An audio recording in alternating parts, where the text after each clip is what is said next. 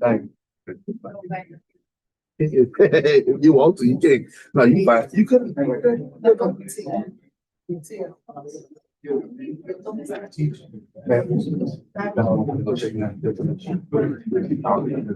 Yes, ma'am. I think to the same.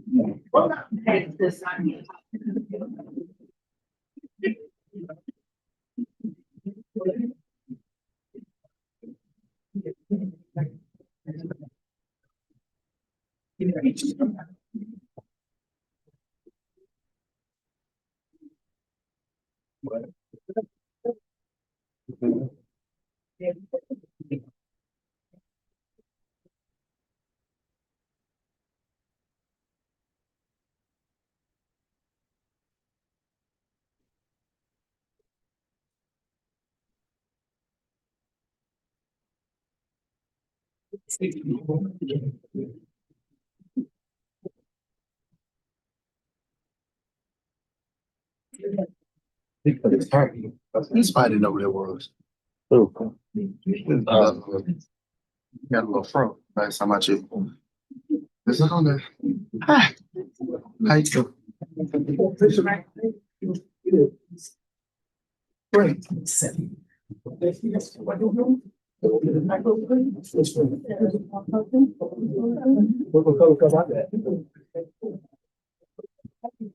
It's full of water.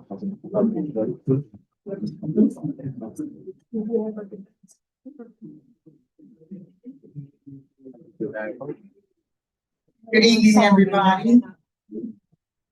May we all stand for the Pledge of Allegiance. Allegiance to the flag of the United States of America and to the republic for which it stands, one nation, under God, indivisible, with liberty and justice for all.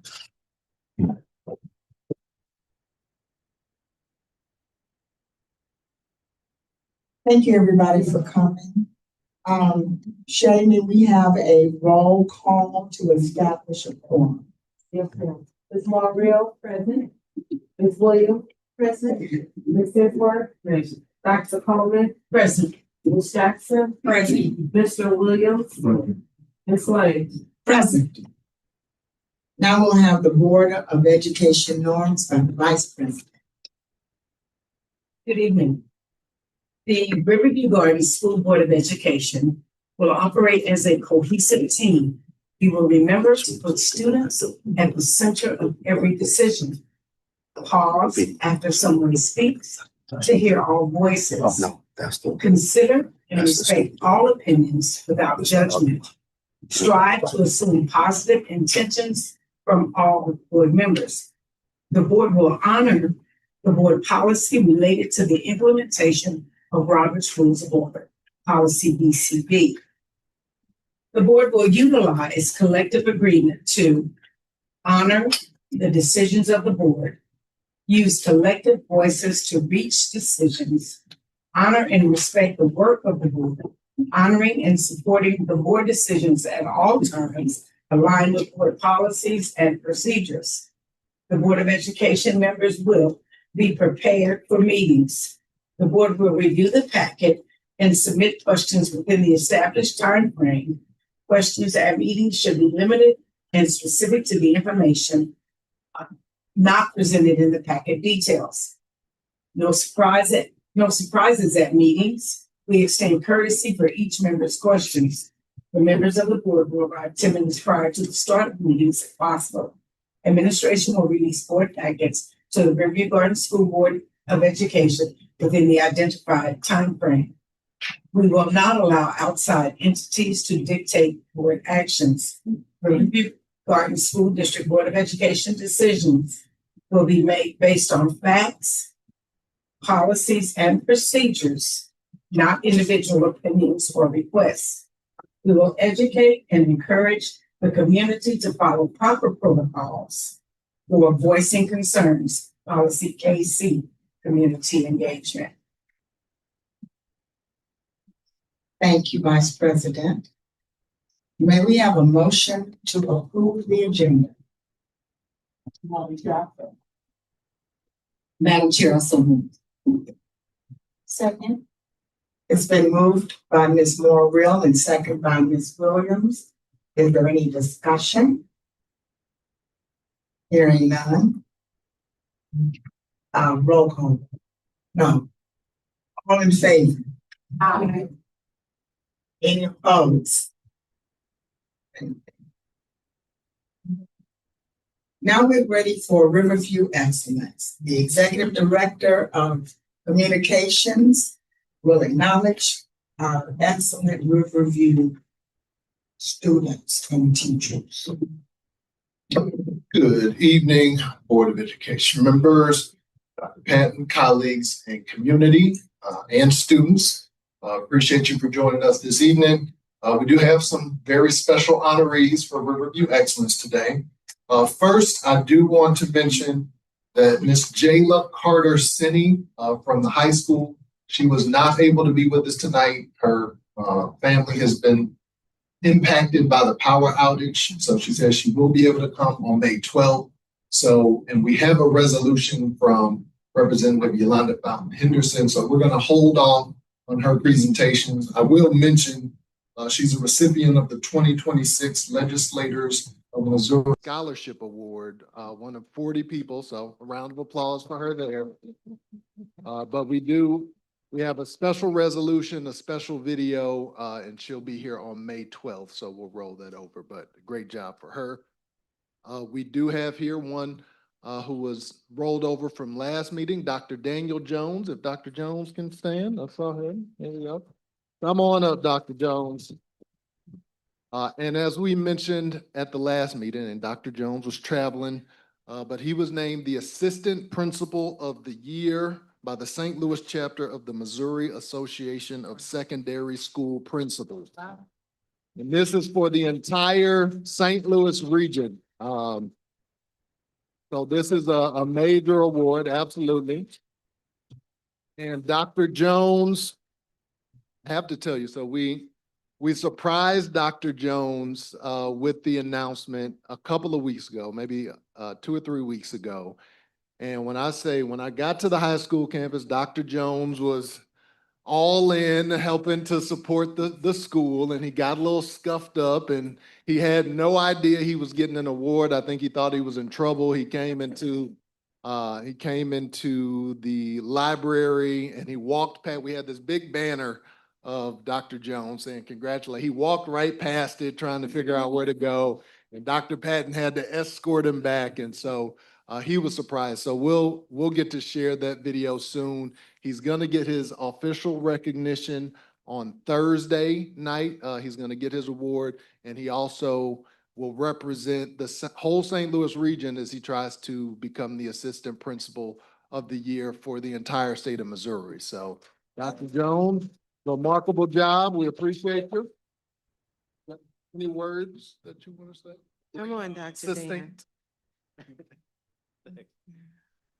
I just want to say I appreciate everybody's support, and thank you for having me tonight. And it's going to be an honor to represent the district at the awards banquet in a couple of evenings. And yeah, I was truly shocked and floored and humbled to receive the award. And I'm not sure who nominated me. I'd like to, thank that individual. But again, I was completely floored, by the honor, and it is, tremendous. I'm almost speechless to be able to represent everybody here and represent our district and our school. So thank you very much, everyone. Well, Dr. Dan, before you go, I do want to mention when he walked into the library at the high school, he was quite frustrated. Like, what is going on? And he did walk past the banner, and I was like, turn around. He was like, what? And then he saw the kids there and he's like, what is going on? So you were quite surprised. Yeah, Ms. Nave, who I'm not sure who's here this evening, she had me going about an attendance meeting. We had some serious attendance matters we had to get to. So I just got done dealing with an altercation, so I was ready to talk attendance, and then, whoa, okay, I guess this is happening. It was very amusing, and you are very deserving, so congratulations. Congratulations. And Dr. Jones will come back to take a picture with the board after we are completed. But next, if I can have, make sure I say the name right, Damarian Watt and family.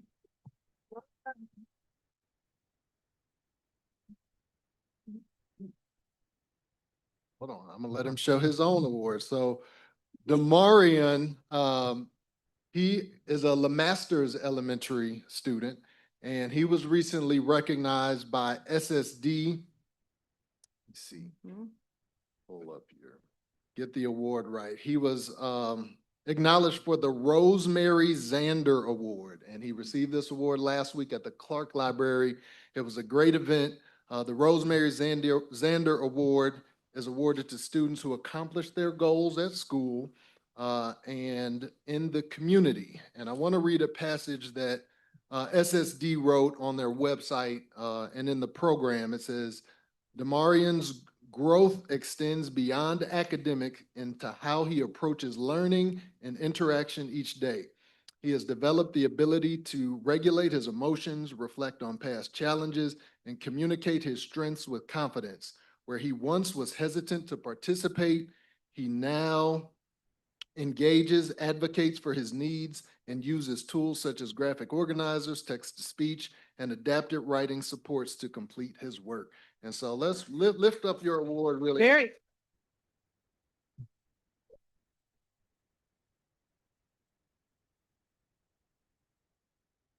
And Mr. Travis Brown, his principal, was very excited. He has some tooth issues, so he wasn't able to be here tonight. But Damarian, do you have anything you want to say to our Board of Education? You said no. But did you enjoy being at your celebration last week?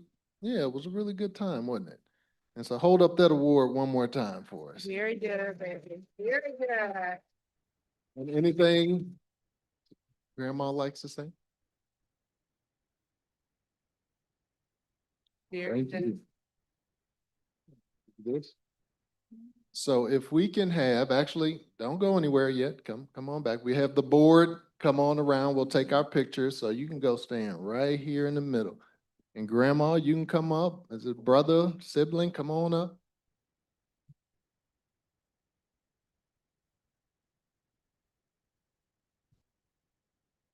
He got silent. Nobody's in trouble. He did a good thing.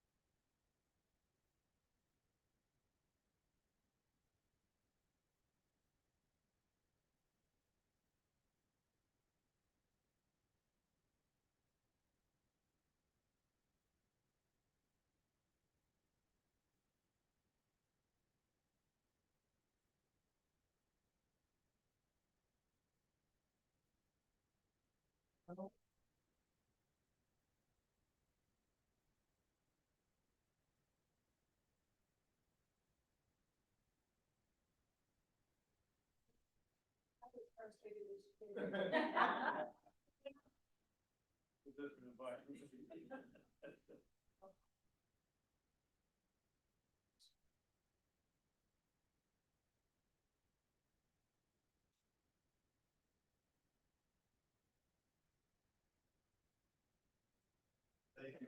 Appreciate that. Thank you.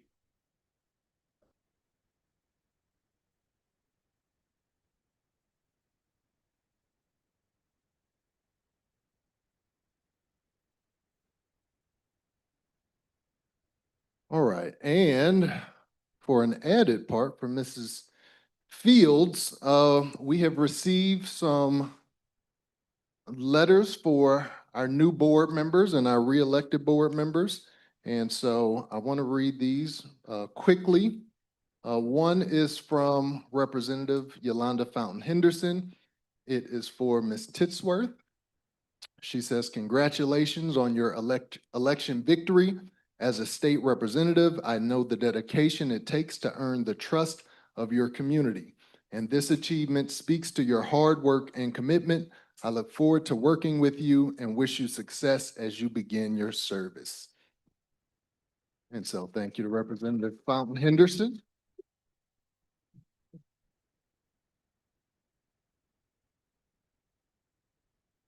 Oh, so it wasn't just for Ms. Titsworth, it was for all of our new and re-elected members. So Ms. Titsworth, Mr. Williams, who else was on the ballot? And Ms. Jackson. So we have, I just got one of those, but we have 3 of those letters for you. And then also, we have 3 of these. I'm just gonna read one of them for, again, Ms. Jackson, Mr. Williams, and Ms. Titsworth. It says, on behalf of the entire 66th Legislative District, I, State Representative Marlene Terry, write to offer you my official and most heartfelt congratulations on your recent election to the Riverview Gardens School District Board of Education. As a current elected official and former RGSD board member, I wish to remind you of the gravity and importance of our positions, for we are not only responsible for the careful stewardship of our students' future, but we are also the active voice and will of both them and their parents. Every day you will be tasked with confronting difficult, meaningful problems that most likely do not have a clear nor singular answer. And yet it is our duty to diligently maintain our professionalism and find an appropriate solution. I am confident that you will rise to this challenge and serve the great community of Riverview Gardens well. And I look forward to working alongside the board to bring about the peace, prosperity, and representation our Rams deserve. And then she has her contact information in there as well. So again, congratulations to our new and returning board members. We definitely appreciate you. And Ms. Fields will make sure that you get a copy of these. And that completes Riverview Excellence. Thank you so much, Director. Ms. Shea, do you have any questions from the public? Okay, now we'll go into announcements from board members. Any board member remarks? I seem to have done something to my microphone. I'm sorry.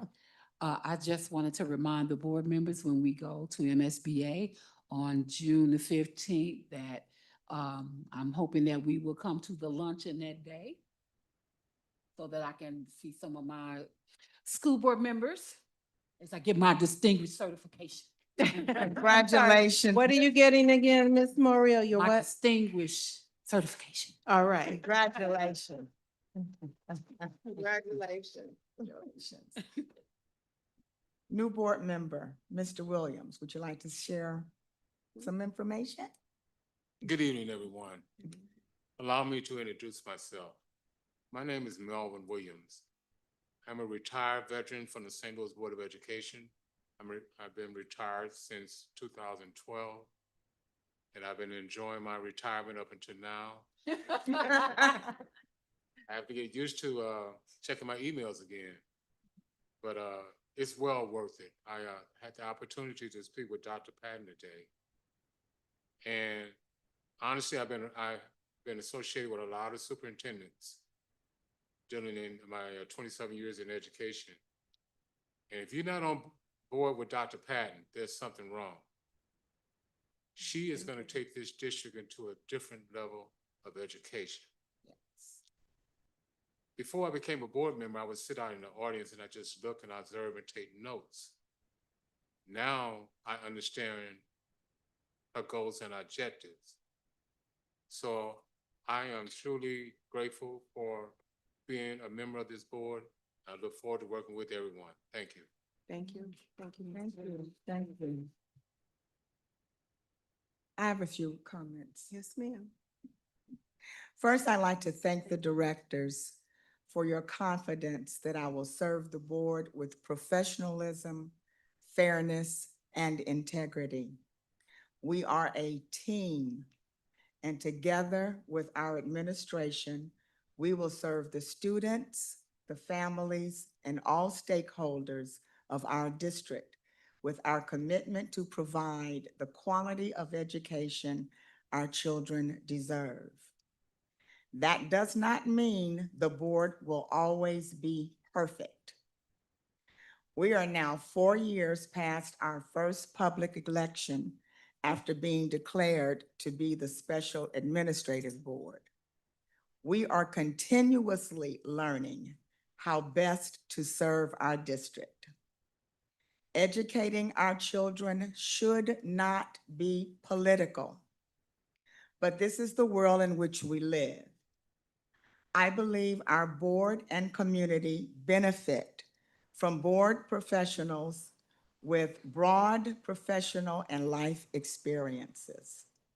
As citizens, we should applaud and encourage civic involvement and the responsibility of sharing our talents and giving back to our communities.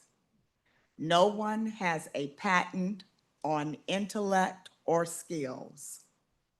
Let's strive to be helpful to one another. We are not in a court of law. This is a school board. We are colleagues working toward the same mutual goal. We are one. Thank you.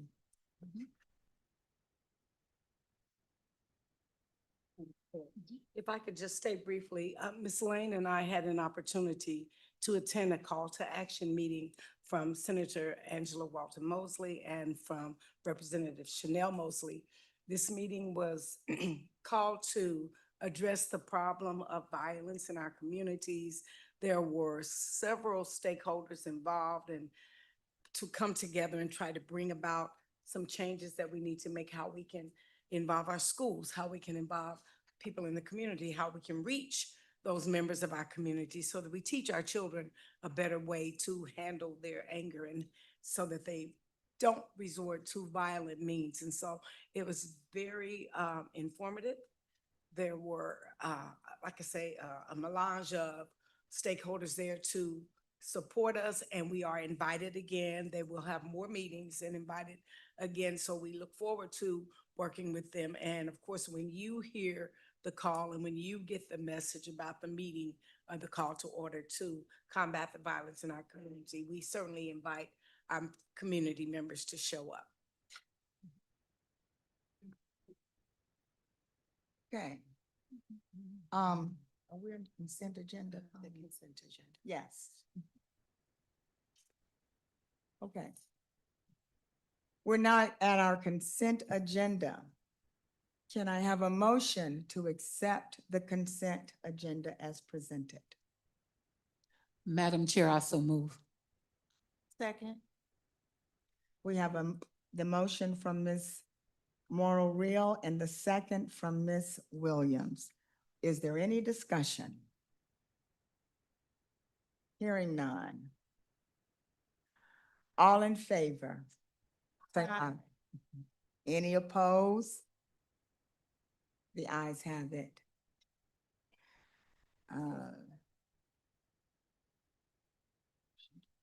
Now we're at, Reports for students and superintendent. this is your turn? This is my turn. Okay. We're at the RGSD student representatives. Are they here? No. They're not here in person, but they've been having some transportation challenges, so we filmed a video with them. So we do have a student board report if technology can play the video. Okay.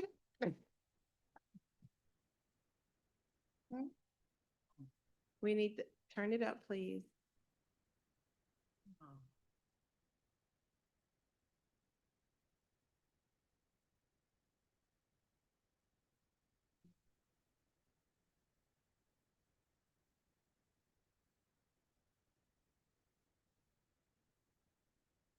Can you start it over so that we hear all of their comments, please? Thank you.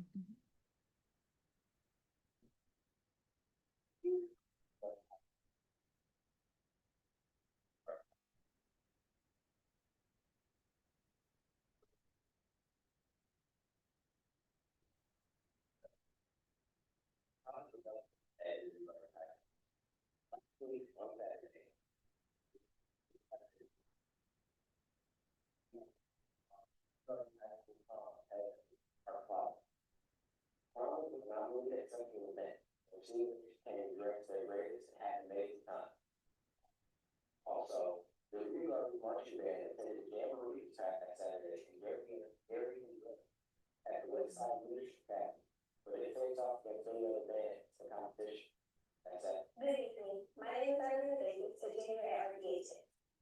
We have no concerns with this. So welcome you to RGSD. This Thursday, April 30th, will be the Fine Arts Festival held here in Arden. Next week on May 5th, the RGSD Spring Concert will be held also in the gym. Doors will open at 5:30 and the concert starts at 6. The Drums Along the River Bible events will be held at RGSD also in the gym Saturday, May 9th from 12 p.m. to 4 p.m. And next Friday, May 8th, we say farewell to our seniors as they check out. Thank you, everyone. This concludes our report.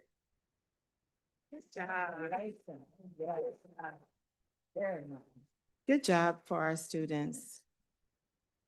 I didn't know what they were going to say. I was like, oh, okay.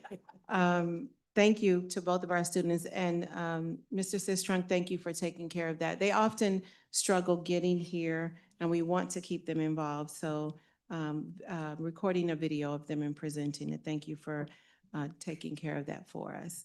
I do want to say to Mr. Williams, thank you for your comments. I think what you saw when we met was the passion I have for Riverview Gardens, and I do.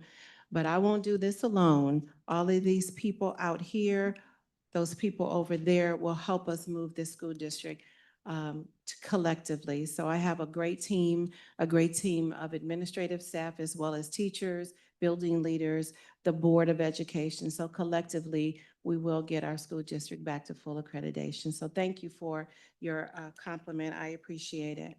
I do want to thank our parents. We had a couple of buildings out of power this morning, and we are all fully restored. School is back in session tomorrow. And I know when I was a child, I was like, no. So, so they will be back in session tomorrow. So between Monday's storms and sending students home early, and then yesterday, the power outages, tomorrow we will be back in session. All of our parents should have received that communication. I do want to, they already talked about the prom, so I don't need to talk about that. Our Fine Arts Festival will be April 30th at the high school. To come out and support our students. From 5 to 6, there's a visual art display with from kindergarten through 12th grade students. And then at 6 to 8 p.m., there will be musical performances. So I invite you all out. Again, that is April 30th at the high school from 5 to 8 p.m., where we will celebrate Fine Arts Day. That's also the same day as our CSIP meeting at the high school. So we'll run from one to the other to try to support that. I do want to mention, well, before I get to that, I do want to mention I was pleasantly surprised to see the community news, St. Louis County Community News, because our own Glasgow Elementary is on the cover. And Miss Landa is here. So Ms. Landa, congratulations again on the Louis Award. The work that you all are doing in your building is amazing, and it is moving our district forward. And I'm gonna make sure the board members get a copy of this. Do you have a copy, Ms. Landa? Looking right, okay, good. That's probably who brought it here. Thank you, Ms. Curtis. So I did want to mention that. I also am very proud to say that we have 6 schools that have moved off the state improvement lists. And I want to name those schools. Lewis and Clark, Meadows, and Highland were removed from the turnaround list. And then the comprehensive school list, Koch Elementary, Glasgow, and Danforth. We had 6 schools removed from state list. That is awesome. That says that we are moving this district, and I cannot thank them enough. Ms. Williams, Dr. Winfield, Ms. Harris over there, Dr. Foster, Ms. Landa, and Mr. Lenoir. I know that you don't do it by yourselves. You have a whole team of people in your building. Just as I don't do this by myself, I depend on you all, and you all depend on the teachers and the people in your building. So congratulations to those schools. Congratulations, congratulations. And I certainly can't say congratulations to them without saying congratulations to our own Miss Barbara Sharp, who is leading, who has led that department, has led the continuous improvement office. So we want to give her a hand as well. That's the great news. Now, the not so great news is that because we are off the list, Riverview Gardens lost approximately $2.8 million in funding. So the state provides funding. They were paying Solution Tree directly to the tune of about $2 million. And then we lost some of our title funds. So it is a blessing to be off the list, but then the support and the money that helped us get there is pulled back. And so we collectively, from our own budget, we lost about a little bit over 800,000. But Solution Tree also had paid, DESE had also paid Solution Tree directly $2 million for the last 3 years. So that's $2.8 million in funding that we lost. So the great news is we've done well. The bad news is they pulled their funding. And the better news is we spent 3 years with Solution Tree. So we know what to do. So we're just going to continue to do it. We will continue to do it. That's all that we can do. I believe in this district. I believe in the building leaders and the leaders in central services. We're going to do this. And so I do want to mention that. I also want to mention that Missouri, if you haven't heard, they will be not fully support education this year. They will not fully fund the state adequacy target. And that's the amount of money that they decide is adequate to provide each school district to educate one child. And it was supposed to be $7,100 per student. It is now down to $6,900 per student. They also will not fully fund the transportation formula, which should be 75% of our cost for transportation. We should get refunded. We won't. And so this school district, which was facing a $23 million deficit last year, I'm proud to say it's down to $8 million. And we still have a ways to go, and we're going to keep chugging away. We're going to keep looking for resources. We're going to keep looking for grants. We will not give up. So if that's what they're expecting us to do, it's not going to happen. We will not give up. We will continue to move forward. And I need everybody in this audience and everybody at this table full support in getting Riverview Gardens to full accreditation. But I do want to be transparent. With the success comes funding being pulled. And so we do have some bright spots that are coming forward. We will continue to grow. Moline Elementary received a grant this year and next year. She will be using that money to help our kindergarten through second grade students, our kindergarten through second grade teachers with U-Fly training. We will also introduce a new ELA curriculum and Amplify that Dr. Ramsdale will talk about. We are going to keep moving forward. We will not give up. And in case they haven't noticed, there is no quit in this district. So we will continue to move forward. I also want to mention that recently I was informed, if you recall, they have been telling us that there will be a 3-year average in terms of how we get back to our designation. 3-year average, 23-24, 24-25, and 25-26. So we have been plugging away, Dr. Hunter, plugging away, getting those points, making sure we're presenting challenges, getting every point that we possibly can. And we are at a better place in April of this year than we were in April of 26 or 25. We will get over 150 points. That is our plan. And if they had given us that and it had been a 3-year average, Riverview Gardens would be fully accredited with the next scores. However, we found out maybe a week and a half ago that Riverview Gardens will have to do this 2 consecutive years. And so we will have to reach full accreditation points, which is 140 next school year as well, which is not something they've said. Now, let me be transparent. That has been part of the statute. But when they introduced the 3-year average, we assumed it was superseded. We assumed that that superseded it because they never mentioned the 2 years.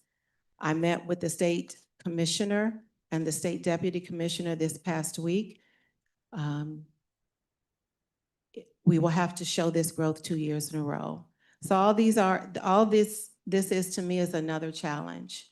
And I don't quit, I don't give up, and we're going to keep moving forward. I do want to briefly, can I have the clicker? I do want to briefly give people an overview of how we got here, because I think this story has not always been told and has been kind of hiding. And so I do want to mention this. Tim, can you bring it up? And I'm going to briefly talk about it.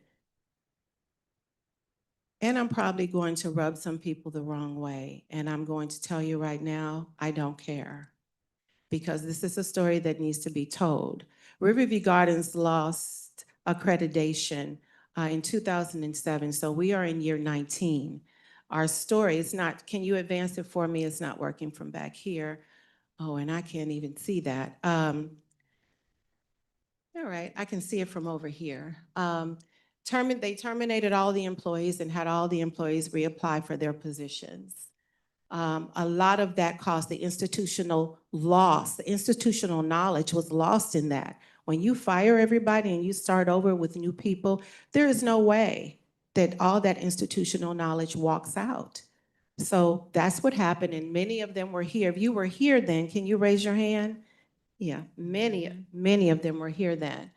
So the institutional knowledge was lost. The informal relationships, the systems. We know our families. We can call them by their name. I go over to some of our schools, and as parents are picking up their students, they're calling our teachers, our principals are calling them by their name. You can't replace that. That's relationship. And there is no success without relationship. But when you terminate everybody and you don't bring them all back and you make them reapply and you take away their vacation and their sick days, they're not going to stay.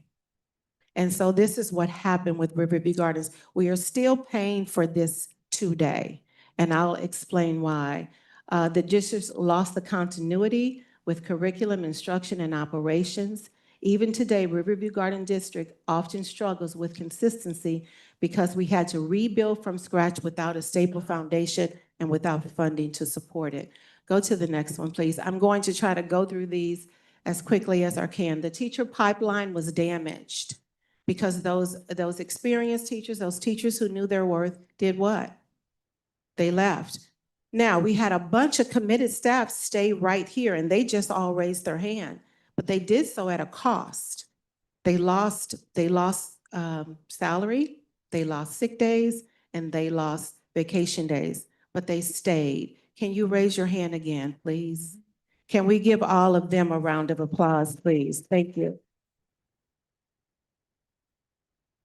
Some of our committed teachers, some of them left because they needed to make more money. They couldn't start over from scratch. And some of them left simply because they were upset by losing sick and vacation days. The district, I can't even see it, became dependent on filling positions, not necessarily finding the best fit for the positions. Now, I'm going to say this, the people that remain here, thank you. Thank you for staying here. Thank you for your hard work. Thank you for your commitment. But understand, when you fire a group of an entire district of people, what did you expect was going to happen? What did you expect was going to happen? And guess what? We are still performing. We are still getting there. Our grades are still improving. Our attendance is improving. Our student performance is improving. We have increased our APR by 22 points in 3 years. So tell me that we can't do this. We're doing it in spite of them. And let me say, we did it with them because DESE has provided $2 million for the last 3 years each year to bring Solution Tree in. And it made a difference. All right, you can go to the next one. Go back one, please. Frozen salaries, employees, I said that. Some of our committed employees. The long-term effect of this design is chronic staffing challenges, higher turnover rates, and variability in instruction due to new teachers being in the classroom. You can go to the next.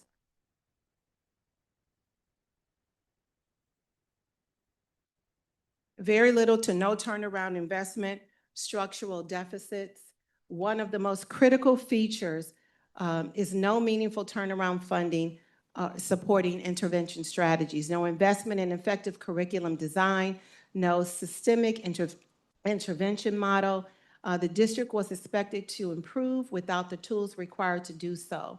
Long-term effects, I heard somebody say, yep, long-term effects, persistent achievement gaps, cycles of incremental gains without sustained transformation, ongoing reliance on short-term grants instead of structural funding. You can keep going. Culture of compliance versus culture of excellence. State takeover without support tends to create compliance-driven systems. The focus is meeting DESE's requirements as opposed to deep instructional improvements. We just start checking boxes. Let us check the box because they had us saying, you have to do this, you have to do that. Leadership turnover became more frequent at our buildings, at our district level. The long-term effect is inconsistent instructional models, organizational fatigue, and initiative overload. Let's try this, let's try that. We can't do that. We have to get a curriculum that is proven, consistently teach the curriculum, and it will eventually move our district forward. And that is what we are focused on. We also lost community trust. Those people in our buildings that our families and our students have relationships with, they were gone. Some families lost their commitment to us, inconsistency in school quality, staff morale decline, perception of the district lagged behind the reality. Even today, because Riverview Gardens, I just said, we've increased our APR by 22 points, but people are still defining us on what happened instead of what is happening. And what is happening is growth and improvement in this district. That is what is happening. Thank you. The long-term effect in enrollment challenges, right? Need for constant reputation rebuilding. That's what Ishmael and the communication team is doing all the time. They're putting out information on what's truly happening in our district, all the great things. There are tons of great things that are happening in our district. We lost some of our students to other districts. Guess what? When we lost them, their average daily attendance went with them, millions of dollars, and then Riverview Gardens had to provide transportation for those babies back and forth to their new district at the tune of $30 million. We had to pay for that. And that started in 2007. When I came in 2020, we were paying for the last student. That last student was a junior, so we paid for that student in 2020 and 2021 until that student graduated. You can go to the next one. The bottom line is DESE's approach to the loss of accreditation created a disruption without a reconstruction strategy. Instead of supported turnaround, Riverview Gardens experienced a talent reset without a pipeline, a mandate for improvement without investment, and a system rebuild without a blueprint. This combination delayed our progress. We should have been focusing on intentional and targeted correction. You can go to the next one. Now, I'm not going to go over all of this. What I'll tell you is that I shared this information with the state board. They need to continue to invest in this district. Go to the next one, please, for just a second. Anything you look at, any research tells you that it takes 3 to 5+ years to turn around a school district. They invested in us for 3 consecutive years, 2022, 23, and 22, 23, and 24. And then they were done. So this year, we had them investing in just our 3 turnaround schools. Now, and let me be clear, DESE invested in our 3 turnaround schools, which were Highland Meadows and Lewis and Clark. We used ESSER funding to bring Solution Tree into all the other schools. And so that's why you are seeing the growth. So they've only invested in us for 3 years, and now they've pulled $2.8 million. I realize that they don't want to hear this, but they're going to hear this from me because They need to understand the long-term effect of what they did to us then. I will take full responsibility for the behavior of the superintendent and the board at that time that caused Riverview Gardens to lose its accreditation. But Desi holds it firm in their hand what has happened since that we are still paying for today. So I am going to start telling this story. It needs to be told. Ms. Moore Real was here. She was here then. This is what has happened. And everybody's going, well, what are they doing where they can't do it? No, you set us up for failure. But we're not going to quit. We are going to keep going. And I probably need to stop talking before I end up in tears, and I'm going to stop there. So Riverview Gardens, we will not quit. The new challenges that's put in front of us, 2.8 million in funding pulled. By the way, you've got to show that growth for 2 years. You've never said that. You've said a three-year average, and all of a sudden now they went into the statutes and pulled out because they see that it's happening. We were 1 point, Dr. Hunter, and a 0.5 percentage point away from full accreditation this year. They broke their word. They did. And guess what?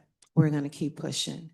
And so I'm sharing all of this because I want them to know, and I want this community to know what happened. It isn't just what are they doing, it's what happened to us and the fact that we are trying to recover from it. And the people that remained in this district, thank you. The people that sit here every day and show up, thank you. Because this isn't easy. This isn't easy. It's not easy. I walk in here every day trying to sing and dance so that I can find, and I'm a pretty positive person. And I'm going to remain that way because we are going to move this district. I don't care what hurdle they put in front of us. We're going to hit full accreditation. Mr. Williams, I thank you for your comment, but it's not me. It is everybody in this room and everybody that's listening that's collectively going to pull us forward. That concludes my superintendent's comments. Like that.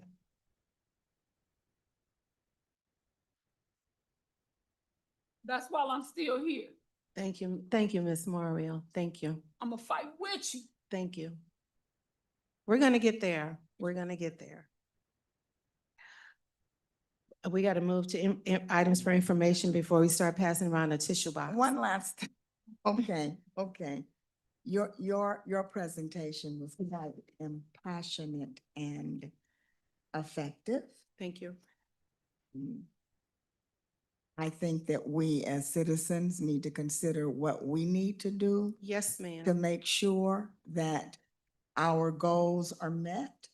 Yes, ma'am. And I'll go right up to the edge to say, we need to consider the people that we vote for who represent our district in Jefferson City. This all has to do with all of us and all of our responsibilities. It may not be popular, but we don't have time for popularity. This has to be stated now. So I don't know if it's a letter writing campaign or if we can take these back to our individual communities at our board meetings. I think that's a great idea. If we could have that presentation, I would be more than happy to take it to my community. I'm more than happy to come speak on it anywhere anybody wants me to talk about it because they need to know what happened here. Okay. Otherwise, they're just looking at the surface. Well, how did we get here? How did you contribute to that? Correct. They need to know what happened. Correct. So we're going to put that plan in motion. Yes, ma'am. Thank you, Superintendent Thank you. and Ms. Moore-Real. So where are we now? We're on items for information, so we can move right into items for information. For information. Thank you, Madam President. Our first item up for information, Ms. Ross, I apologize that you got to come behind that, but let's go. Our first item for information. She can do it. Our first item up for information is the Library Media Center Program Evaluation. Making this presentation is Ms. Tanya Ross. She is our ELA and Secondary Science Curriculum Coordinator, and this is in conjunction with Policy IIAC, Instructional Media Centers and School Libraries. Let's go, Ms. Ross. Let's go. Our latter days will be better Yes, Yes. than our former ones. Yes, There you ma'am. go. Yes, ma'am. So tonight we are providing up for information, the program evaluation for our library media centers. And if I can have, we call him Mr. V to join me up. I have to apologize. I have to apologize for. Don't worry about it. Well, I have to apologize, the absence of Miss Miller. She was here, but she did have a family emergency. So, Mr. V and I will be doing the presentation tonight.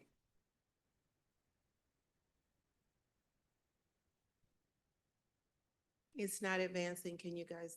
I think you're supposed to point it back that way. Okay, so this represents our library media specialist team, and we do have a few of our librarians here with us tonight in the back. If you can please stand and just briefly give your name and your school, please.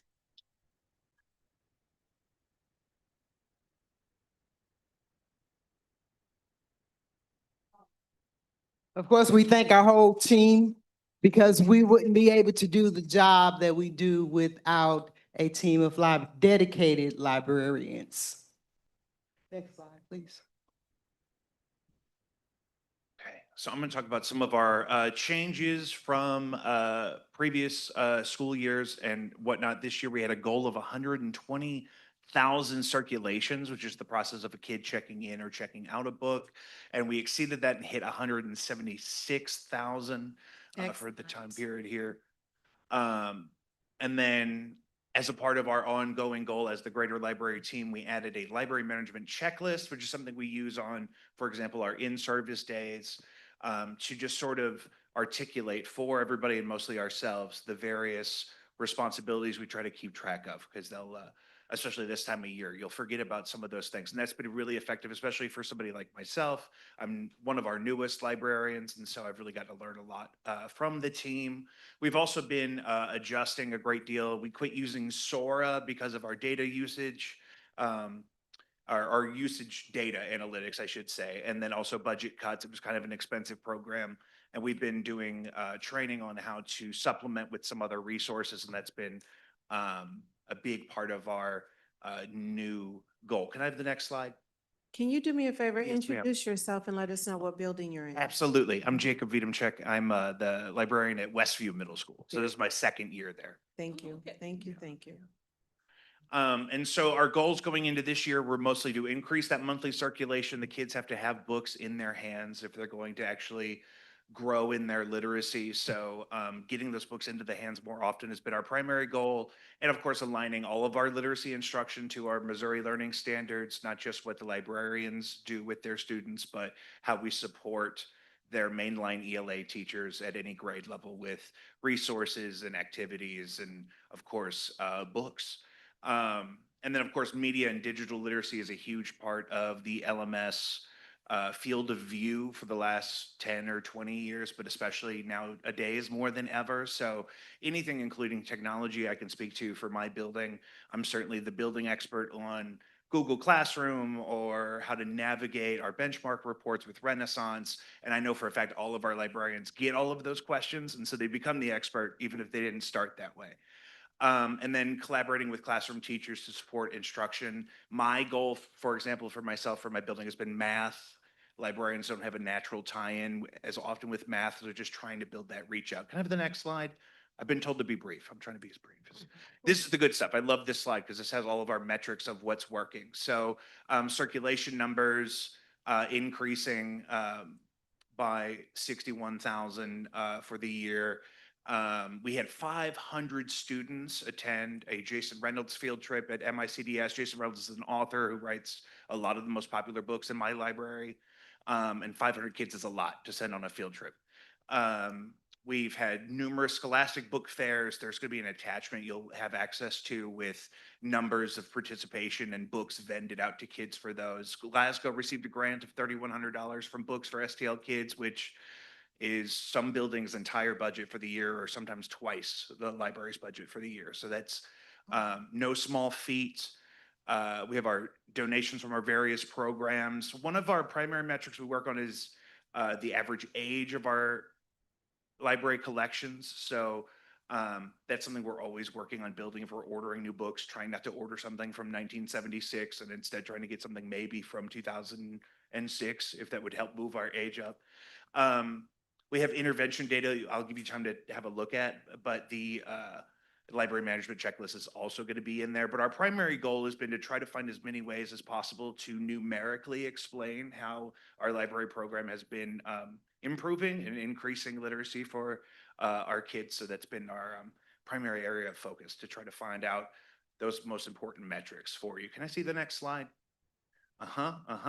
Destiny Manager is our main program that we use for kind of everything. I had to learn it as a new librarian a couple of years ago, but it's kind of been a great resource for me and my colleagues for how we check in and check out the books, where we order them from, how they're integrated into our libraries, and then what we do with the data. That's where I'll pull all of our data for how old the library is and those various things. Title-wise is a thing we typically do every couple of years for inventory. We're doing that again this year because one of our libraries will be closing at one of our campuses at the end of the year. So we have to use all that data to figure out how to integrate that library into all of the other ones. So, and we also work really closely with all of our Renaissance data, like I mentioned. So I feel like I got to be over on time.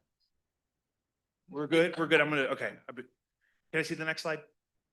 So, okay, so this is where we're going with all of those things I just mentioned.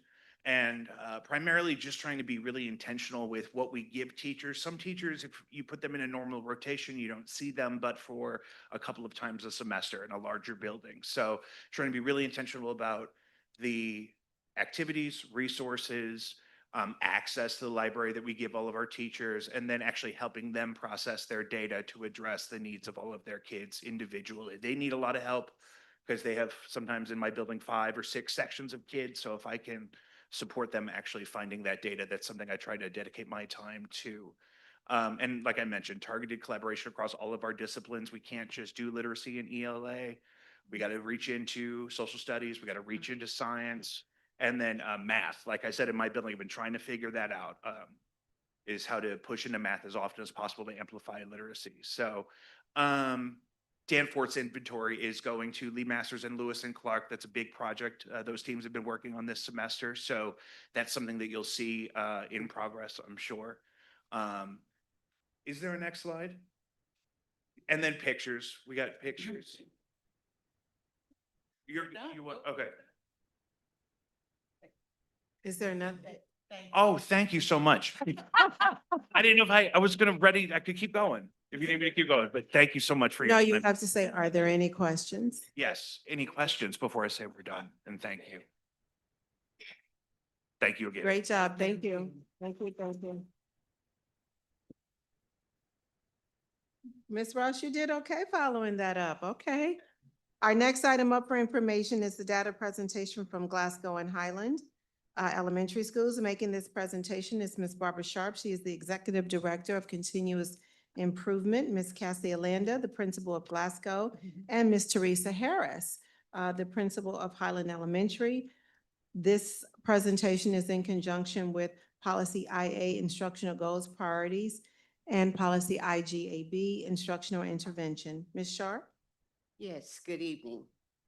Superintendent Patton, members of the Board of Education, colleagues, and certainly members of the community.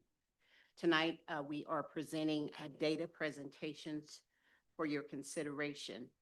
Before we begin with the data presentations, I was kind of caught off guard with Dr. Patton's remarks. And I'd like to say how humble I am to have served in this role. But I want to acknowledge the principals in this district. All principals, if you are here, please stand.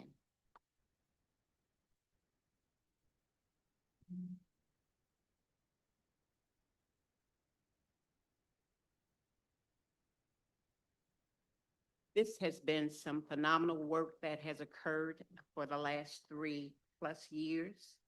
And it were not for the principals and their willingness to receive information, Many of them were receptive like a sponge.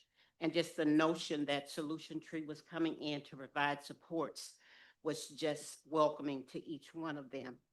I'd like to commend them. I stand on the shoulders of these great leaders, and there has not been any work that has occurred in this district without the support of each leader in this district.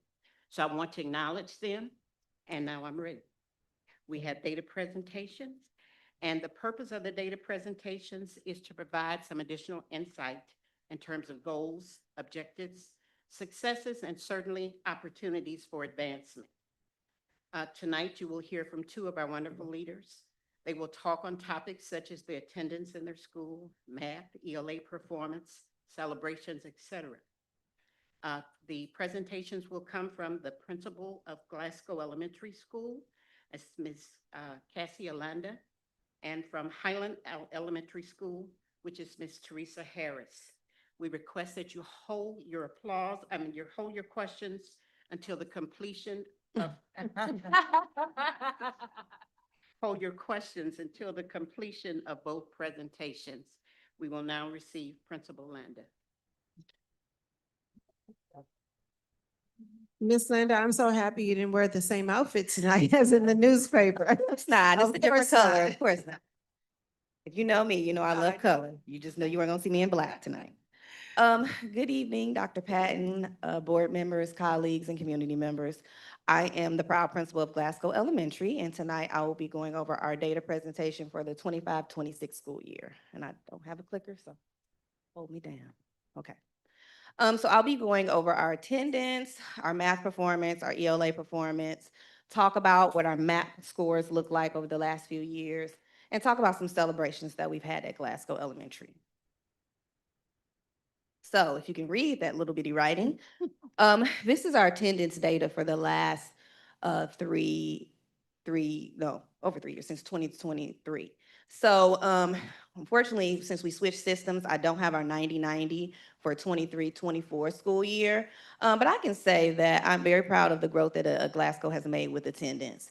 If you look at 24-25 school year, we ended our 90-90 attendance at about 56.67%, which was really disappointing to me last year.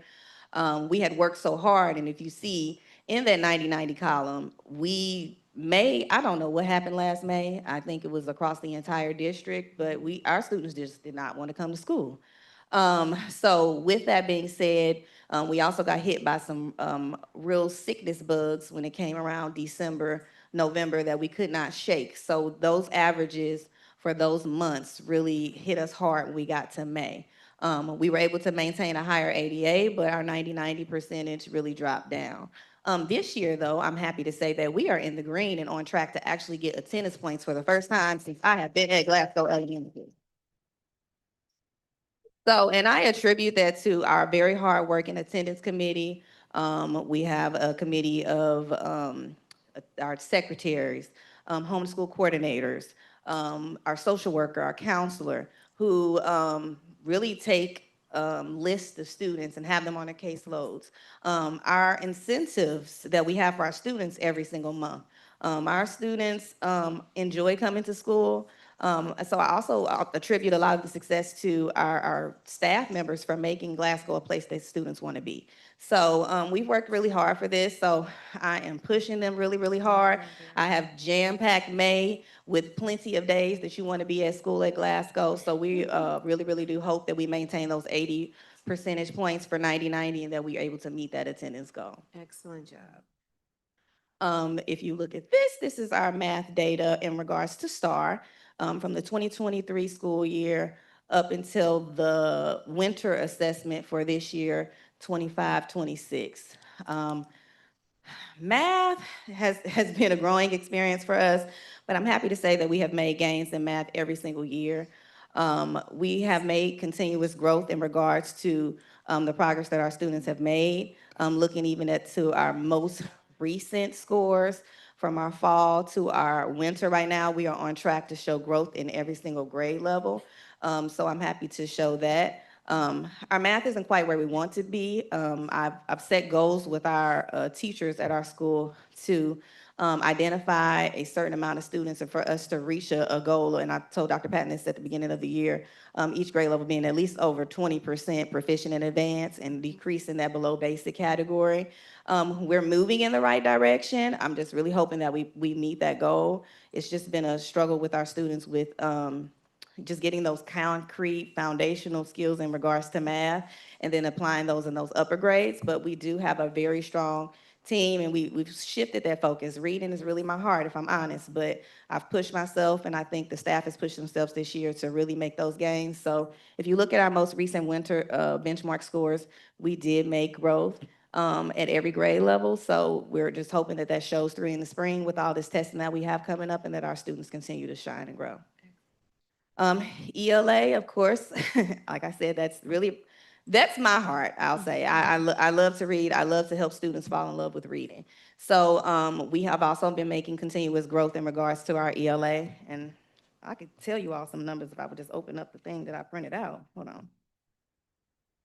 If you look at the way that we ended our spring last year, every grade level made gains in the proficient and advanced category for our scholars in grades K through 5.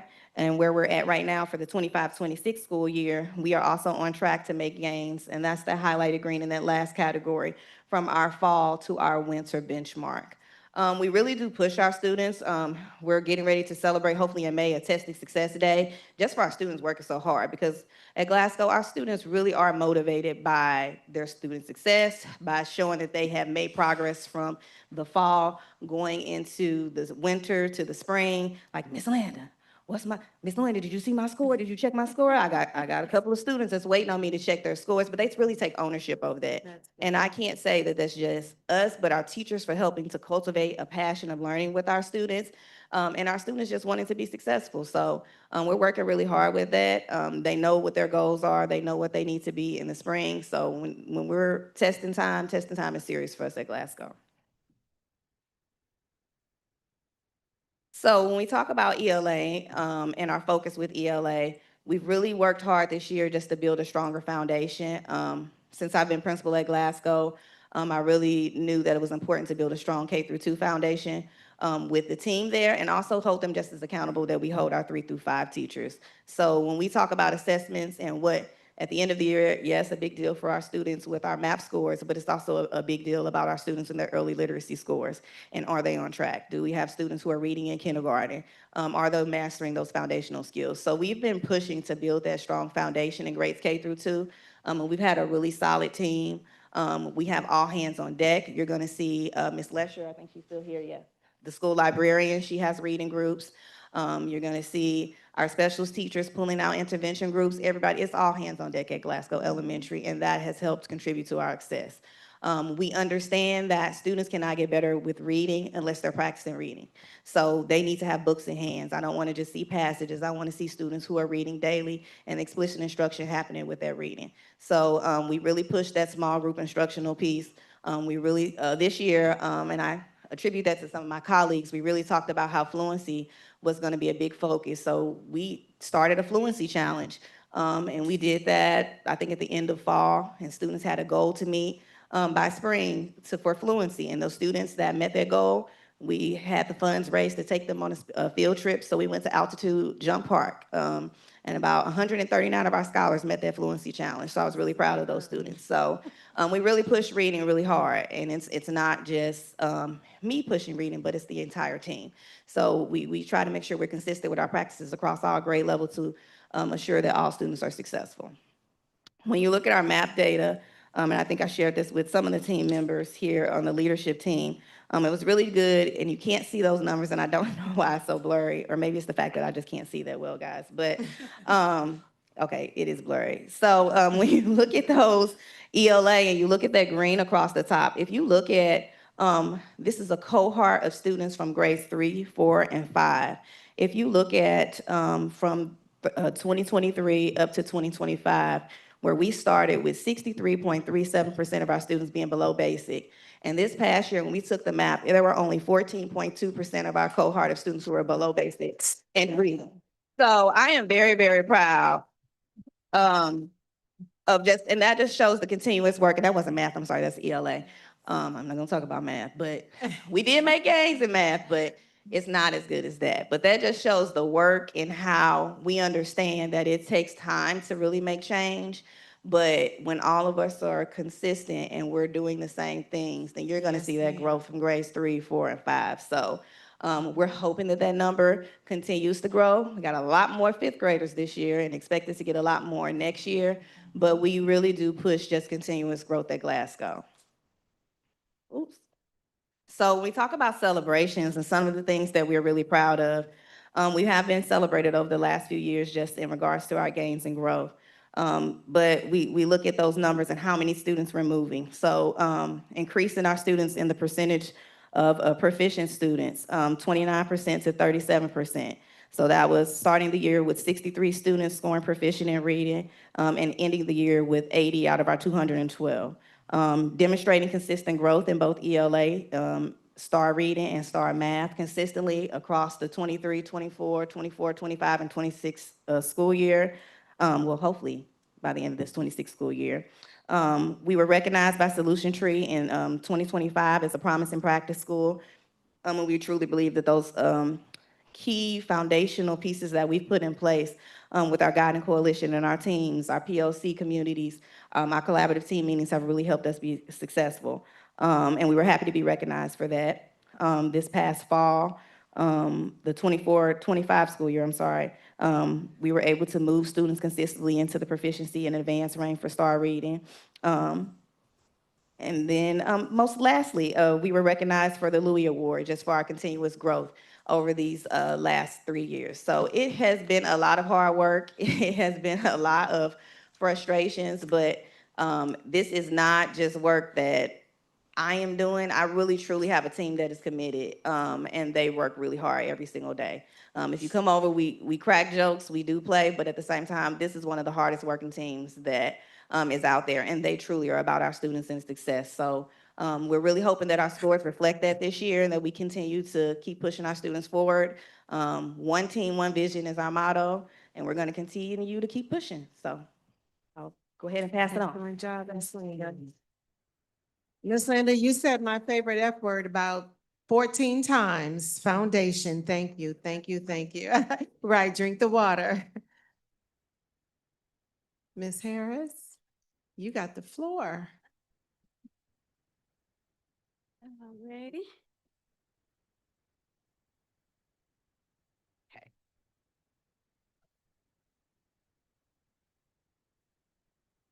How's stuff going here? Okay. Thank you. I'm old school, so I gotta get my cards out. All right.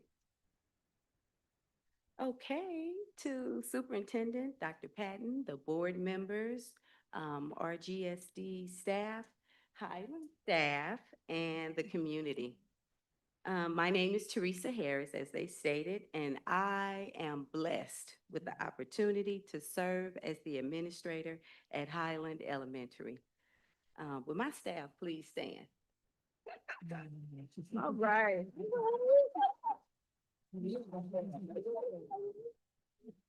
All right. Okay. I wanted them to stand because a leader is only as good as their team. Absolutely. So I definitely want to recognize And I them. thought they were here for me. They're here for you. Right, so I'm going to be providing you all with a brief synopsis of our data.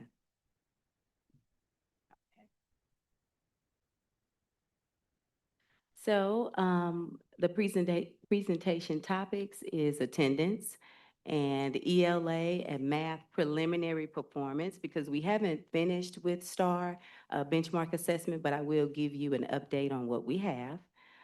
Map comparison report and also celebrations, right? Okay, as we look at our attendance data, as you notice in 23-24, our ADA was 85.67 in August, and that was pretty, successful. We continue to, still increase and stay around the 80s with the ADA. As you notice, our 90-90 was, we ended at 44.82% in 23-24. 24-25, we ended at 52.56, which was an increase of about 9%. But I want to say this year, we are doing exceptionally well with our attendance for 90-90, and that can be contributed to our attendance team, making sure we're making those calls when students are absent, sending those step letters out, attendance events that we hold. We do things bi-weekly. We have attendance events monthly. We have our big attendance giveaway. We give away a bike or a scooter once a month for students who I got all my family, I called everybody. I said, I need a bike.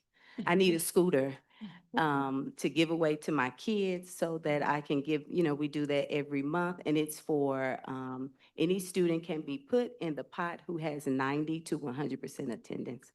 Our students who are within the category of 85 to 90% attendance, we do a little something special for them. We give out snacks and things to them, but we also make calls continuously. Hey, I'm calling about Tommy. He's at 85%. He's at 86%. We're trying to push for 90. The goal is 90%. So I think it's building those relationships with parents, letting them know, hey, this is a courtesy call. So this is not a reprimand, but we do want you to know the importance of attendance. And we are continuously still implementing those strategies to help our attendance. And right now, I didn't put April up there, but for right now, we're currently, I think, about 74%. Nice. Okay, so Good we're job. doing so much better, Good so much job. better. All right. I am moving to, this is the ELA performance data by grade level. So if you look at, in 24-25, I highlighted it, the amount of proficient students increased in every grade level in 24-25. That's where we ended at for 24-25. In 25-26, the beginning of the year, we had 30% of kindergarten scored below basic. And by the end of the year, it decreased to 7%. So we were at 30% of kindergarten Very good. scoring below basic, and we've ended now with 7%. So that's a big deal. I'm really big on students who are below basic and move out of that category because we had such a high percentage students in below basic. At the beginning of the year, we had 13%, which is 7 first graders scoring basic, to increase to 49%. 49%. So that's a big deal. So 17 students Yeah. increased to basic, which is a 27% increase. In second grade, we have 23%, which is 9 students proficient, and 8% of those students advance. So that's really good. Our third grade scholars scoring proficient increased from 22% to 30%. So that's a 7% increase. So we're making a lot of gains. The amount of students, the amount of fourth grade students scoring below basic decreased from 58% to 33%. So that's a big deal, which is a 43.1% decrease. So that's excellent. In fifth grade, our students scoring advanced increased from 8% to 15%. So that's a 5% increase, and that's really good. All right, we're going to talk about math now. Okay, in 24-25, first grade, the amount of students scoring basic, proficient, and advanced increased across the board. If you look up there, you can see I have it highlighted. where we ended for first grade.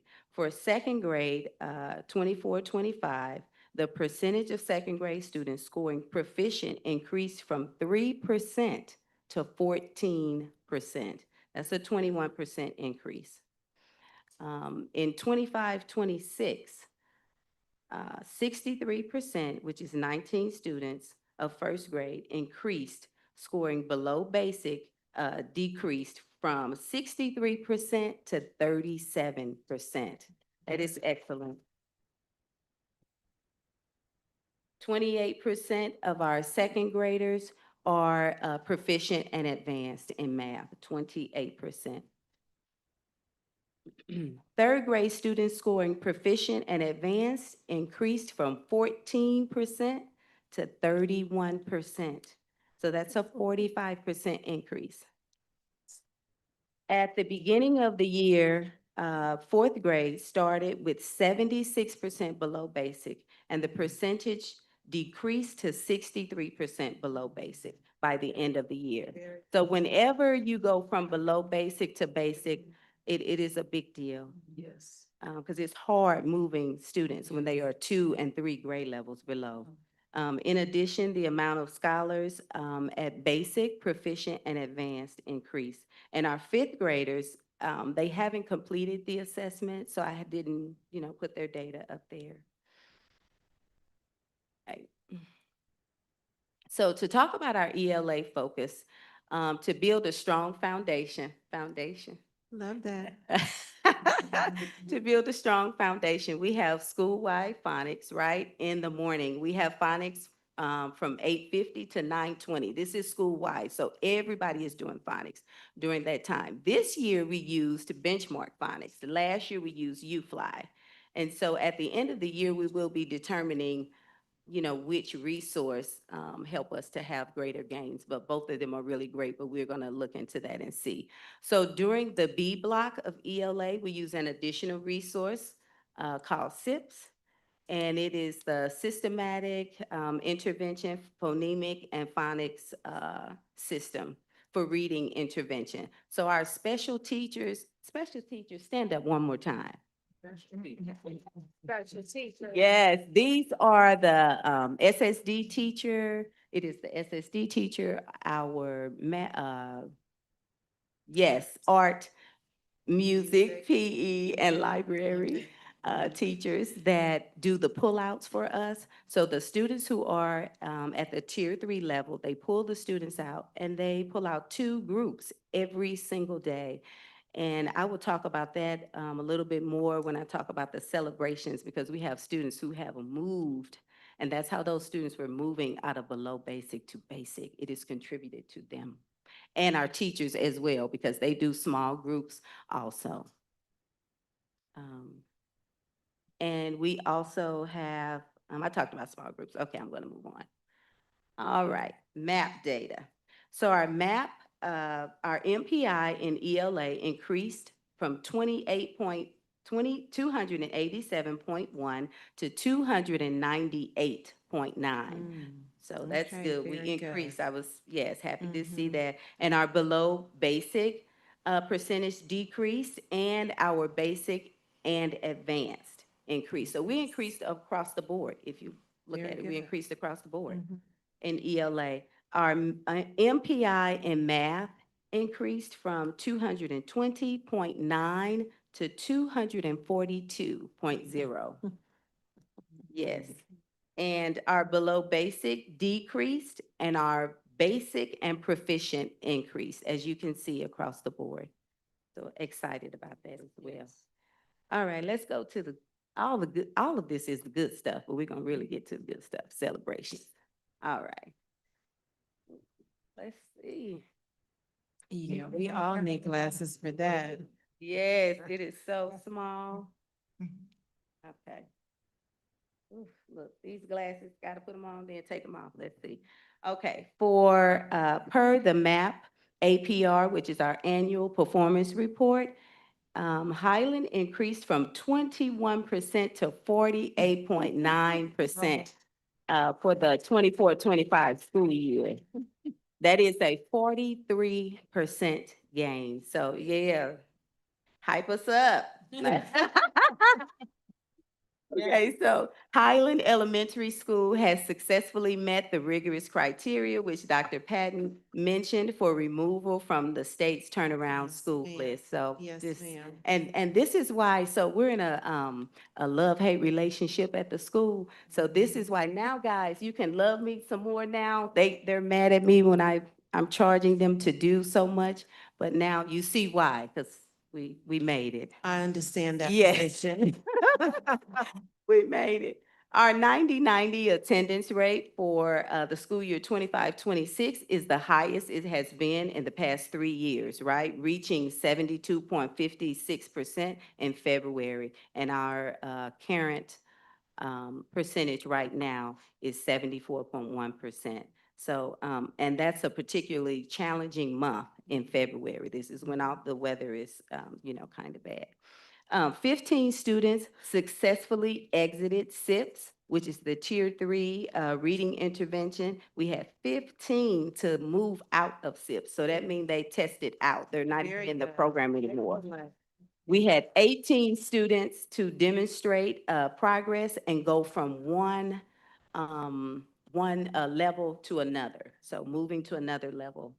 Our out-of-school suspensions have decreased by 8% from 24-25 to 25-26.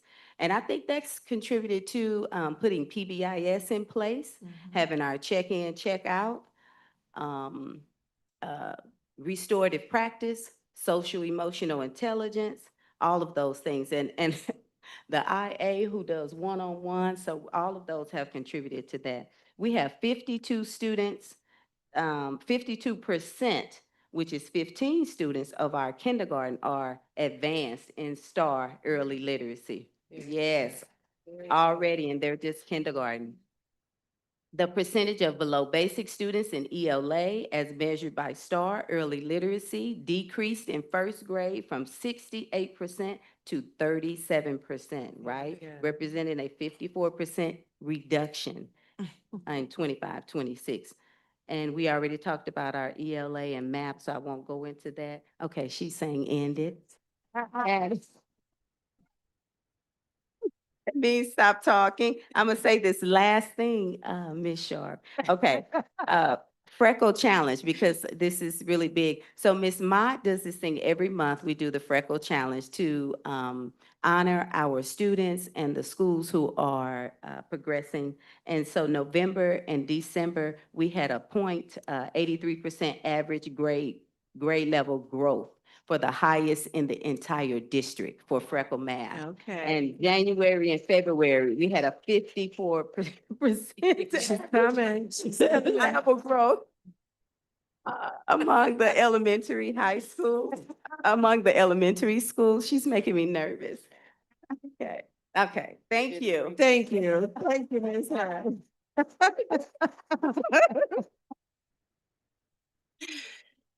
I want to point out that even though I made you nervous, I'm sorry.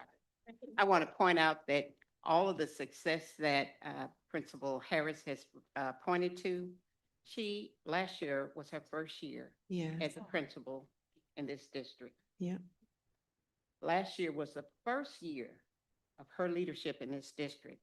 And to see the success that has occurred Yes, ma'am. and her staff is phenomenal. So when I make you nervous, it's okay, you're doing a great job. We'll take any questions you have at this time. We're scared to ask questions, Ms. Sharp. All right, thank you, thank you. Oh, Ms. Williams. Okay, I don't have any questions. I just want to say great job. Thank you. So Ms. Landa and Ms. Harris, what I will say is that this is what I mean by we know what to do. We just have to continue to execute. As long as we continue what we've learned over these last 3 years and continue the execution, we will get there. Thank you both for being exceptional leaders in your buildings, and thank you both for leading the change in your buildings as well. We appreciate you both. Thank you. Thank you. Thank you. I'm not clapping anymore for them. I'm over it. They had like 35 claps. All right. Moving, Madam President, we're moving to items for Items for discussion. Yes, ma'am. So they really weren't here for me. Okay. Moving into our items for discussion. Our first item up for discussion is the foundational skills literacy adoption. Making this presentation is Dr. Joel Ramsdale. He is our Assistant Superintendent of Curriculum and Instruction.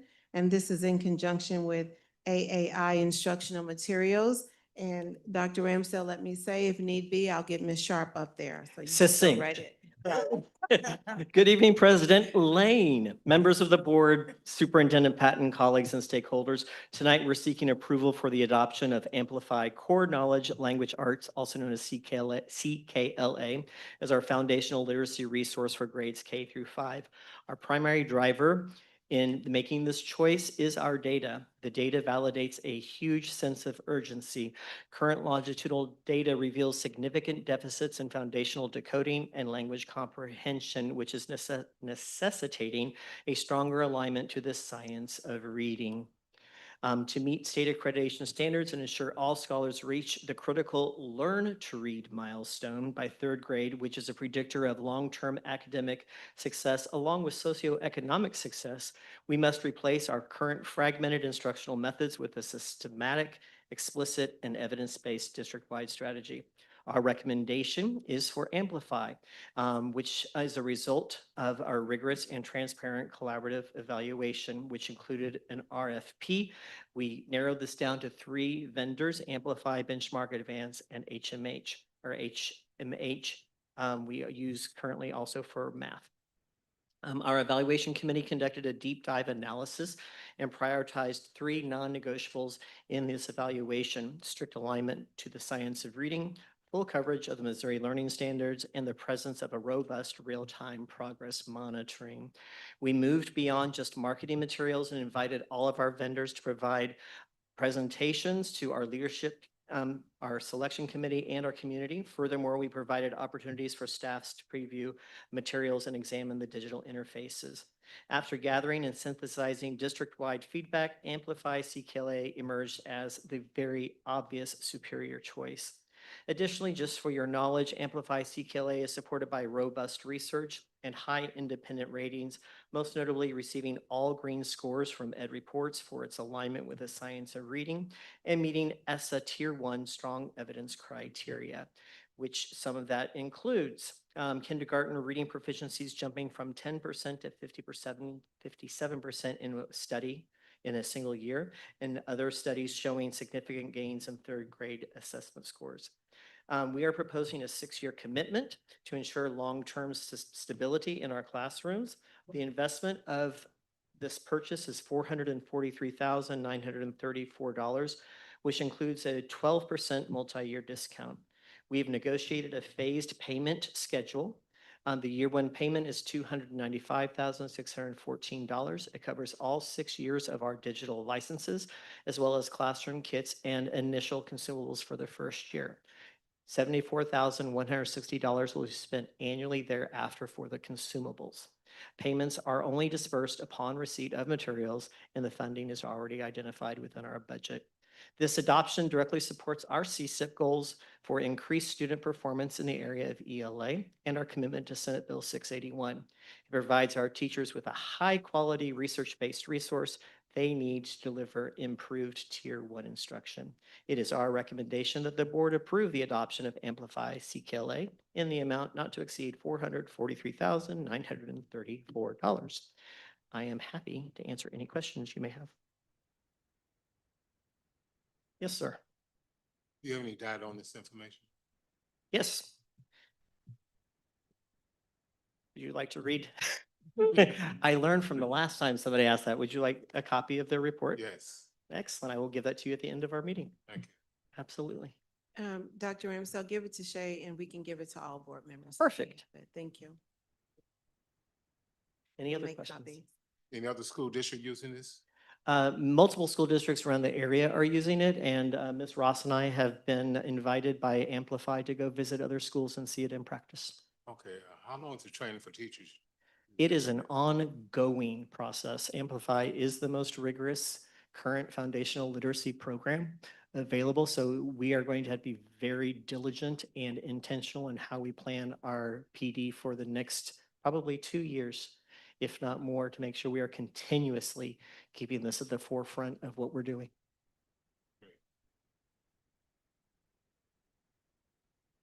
Thank you, Dr. Ramsdale. And you may as well just stay right there for the programs of study. This is in conjunction with policy IGAB, Basic Instructional Programs, IGAD, Career and Technical Education, and IGCE, Non-Traditional Instructional Options. Dr. Ramsdale? Good evening again, everyone. Tonight I'm presenting the 2026-2027 programs of study for our secondary schools, Central Middle, Westview Middle, and Riverview Gardens High School. These documents are more than just course catalogs. They are strategic blueprints for the scholars' academic journeys. To ensure we're meeting MSIP 6 standards and preparing our students for a rapidly evolving workforce, we have conducted a comprehensive structural redesign of our secondary offerings. At the high school, we have focused on 2 major areas, the first being fully aligned career pathways. We have reorganized our course offerings into high-demand career clusters aligned with the Missouri Connections program. This ensures that when a student chooses an elective, they aren't just taking a class. They are entering a sequence of courses that leads directly to an industry-recognized credential and post-secondary readiness. Additionally, we have implemented a new systematic coding protocol. This removes the alphabet soup of the past, ensuring district-wide consistency and making the data reporting process much clearer for our registrars and for the state. At the middle school level, our primary goal this year was alignment. We have intentionally synced both middle schools with the high school programming to create a cohesive experience. By aligning Central and Westview Middle Schools, we're ensuring that every 6th, 7th, and 8th grader receives the same rigorous foundation, regardless of which building they attend. This alignment is designed to spark student agency, allowing middle schoolers to explore interests that transition seamlessly into the high school career pathways we've established. This update is in direct response to our CSIP goal for student performance. Specifically, it addresses the new numbering system and transparency, removing any ambiguity for our families, creating post-secondary successes by strengthening our partnerships through early college academies with St. Louis Community College, and compliance. This framework is fully aligned with the Missouri School Improvement Plan student performance goals. By approving the program of study, we are signaling to our community that Riverview Gardens is committed to instructional excellence and operational consistency, as referenced previously. We are providing our students with a clear navigable map to graduation and beyond. It is our recommendation that the Board of Education approve the 2026-2027 programs of study and its associated career pathways and naming protocols. I would be happy to answer any questions. Any questions? I have a question. Yes, President Lane. I read what you write.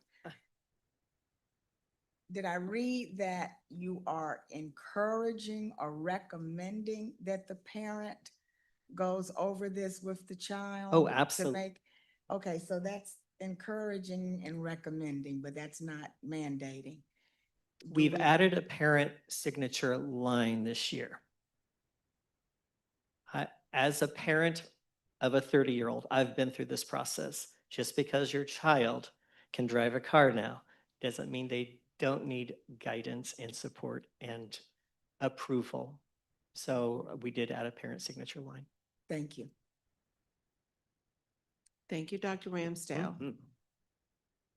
Our next item up for discussion, or it will be the MOUs for Student Support Services. Making this presentation is Ms. Deirdre Liddell.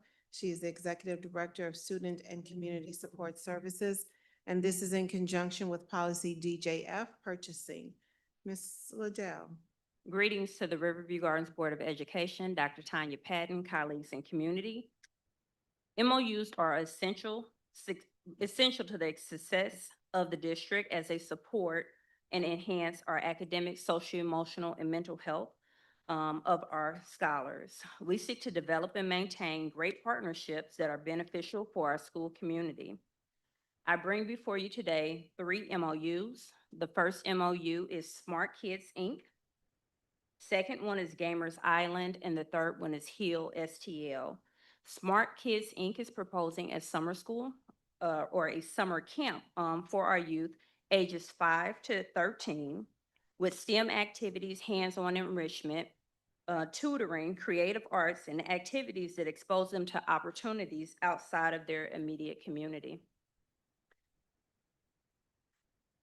The second one is Gamers Island. Gamers Island has been very popular for our school community and within the community. They're proposing an after-school program at the high school with programming, gaming, STEM activities, as well as media arts and college and career readiness component. The third one is Heal STL. Heal STL is student engagement, leadership, and development through music. So both vocal music as well as instrumental. They will help with instruction and ensembles, performance, and performance preparation.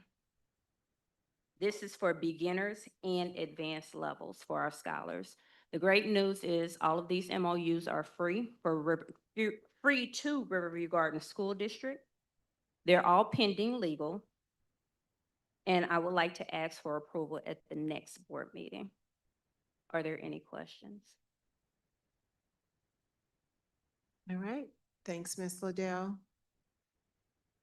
Our next item up for discussion are the Prop S baseball field improvements. Making this presentation is Mr. Gerald Freeman, Director of Facilities, Carl Scheid, Consultant for Facilities, and Zach Thurwalker, our Athletic Director. Love how you say that. Zach Thurwalker, our Athletic Director. This is in conjunction with Policy DJF2, Purchasing. Gentlemen. Good evening, Dr. Patton, President Lane, Board at Large, colleagues and communities. I stand before you with Mr. Scheid, our Consultant for Facilities, as well as our Athletic Director, Mr. Thurwalker, as our existing baseball fields have not received a comprehensive upgrade. It's antiquated systems, and they're in decay and disrepair. And because of the vote of our community in passing the Prop S, we can give our scholars and our athletes a field that they are deserving of. Mr. Scheit will provide the information on that, as well as Mr. Thurwalker. Gentlemen. Thank you, Mr. Freeman. Really, the scope of work that we're looking at here is to give the entire baseball field a refresh. We're going to demo the existing backstop. We're going to replace it with a system similar to what we have in a softball field currently. We're going to renovate the dugouts, put a new roof system and rail and bench system in there. Right now, they're kind of like little hot boxes, so it'll open it up, give a better visual for the team, better air circulation and so forth. And then we're going to renovate the batting cage. Obviously, the batting cage is a bit of an eyesore and not functional in any way whatsoever. So that will be, we'll put turf down on that batting cage, new netting, new structure to keep it all in good order. For this project, we will be partnering with SportsCon. SportsCon is a member of the Interlocal Purchasing System, which is a purchasing co-op that we have utilized for many of our Prop S projects. The intent is to move forward with this work upon approval, of course, as soon as the baseball season is over and proceed with the work at that point. The cost associated with this project is $99,870. At this time, I'll turn it over to Mr. Thurwalker if you'd like to add anything. Have any questions? I can answer the questions. Any Competition for the team. What's that? How much competition is the baseball teams involved? How much competition? Yes. They're playing 22 games. Well, they're supposed to play 22 games. They played about 9 due to the weather. Go east to play a couple teams on the east side, but they mainly play North St. Louis teams. Or below average. So with a new field, will we get more Participation? With a new field, will we get more home time? That's already set. That's not really the issue. The biggest thing is, if you look at the school, it's so outdated and everything like that, it's going to be to get more kids to participate. It's tough to go do something that looks run down and torn up, and that is one thing that hasn't been addressed since we've been here. So I've been up here 13 years, so it's looked that way a long time. One thing I do need to mention is on the batting cage, Little Bit Foundation gave us the stuff for that, so we need to recognize them for that. So we're basically building a shell. They gave us the net, the machine, the turf, and all that stuff. So Nice. that's something that they gave us. So Very good. kudos to them for giving us that kind of stuff as well. Thank you. Go ahead. Mr. Thurwalker, did you say that we've played 9 of 22 games? Roughly, yes. And you said because of weather? Yes. So So- we get so- rainouts. So when we're rained out, are those games cannot be? We try rescheduled? to, but as we're hitting rain today, we're supposed to take a game tomorrow, so I feel it just keeps getting I pushed see. back, so I can't do that. Normandy canceled their season, so we lost some games there as well, so it's things like that take place. Thank you. Thank you. Thank you, thank you, thank you.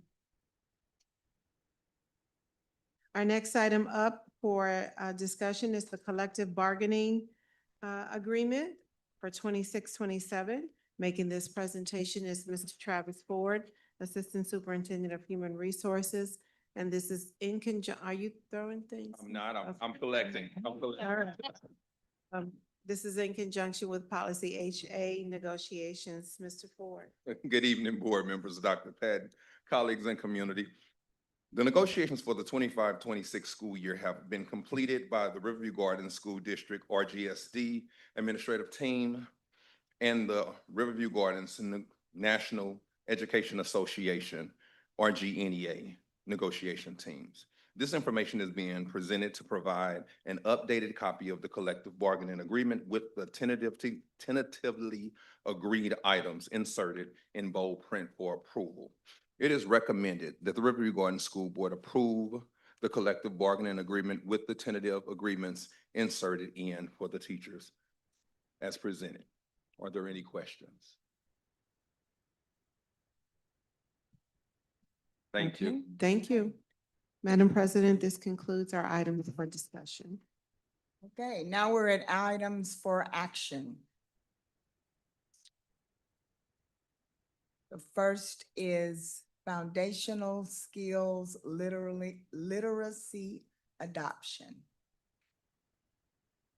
I need a motion to accept this, this action for tonight. Madam Chair, I so move. There's a second. Second. All in favor? Aye. Well, first, I'm sorry. Are there any discussion? Is there a discussion? No discussion. Okay. Now, all in favor? Aye. Any opposed? The motion carries. Is that the only one? There's No, another. then we've got programs of study. May I have a motion to accept this item for action? Madam Chair, I so move. Madam Chair, I will second. It was moved by Ms. Williams, I'm sorry, Ms. Jackson, and a second by Ms. Moore-Real to approve the programs from study. All in favor, say aye. Aye. Any opposed? The ayes have it. That motion passes. May I have a motion for adjournment? The motion came from Titsworth? Yeah. I'll second. Any discussion? All in favor, say aye. Aye. No, any opposes? None.